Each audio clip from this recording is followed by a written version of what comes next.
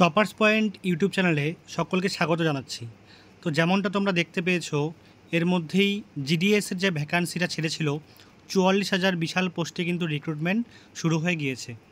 তো এই রিক্রুটমেন্টের সবথেকে বড় বিপত্তি হচ্ছে করোনা ব্যাচের স্টুডেন্টরা, যারা নিজেরা 99 থেকে 100% মার্কস নিয়ে অলরেডি বসে আছে এবং বিগত বছর সমস্ত সিটগুলি তারাই অকুপাই করেছিল।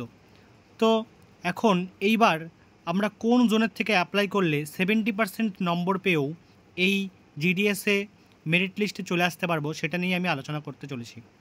তো সবার প্রথমে বলে দিচ্ছি, ওয়েস্ট বেঙ্গলে তোমরা যদি জিডিএসে অ্যাপ্লাই করো তাহলে সবথেকে ভালো হবে যদি তোমরা পুরুলিয়াতে অ্যাপ্লাই করো।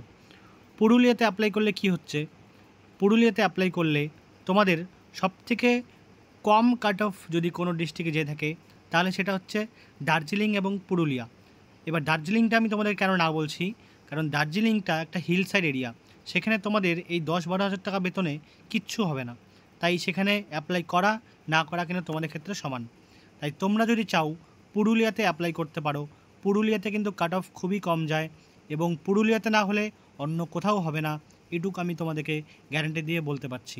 তাই ভিডিওটি তোমরা অবশ্যই ভালো করে দেখার পর নিজেরা কিন্তু সমস্ত জোন, যে কয়েকটা পুরুলিয়া ডিভিশন আছে সমস্ত ডিভিশনে কিন্তু অ্যাপ্লাই করে তোমরা নিজের চাকরিকে সুনিশ্চিত করবে।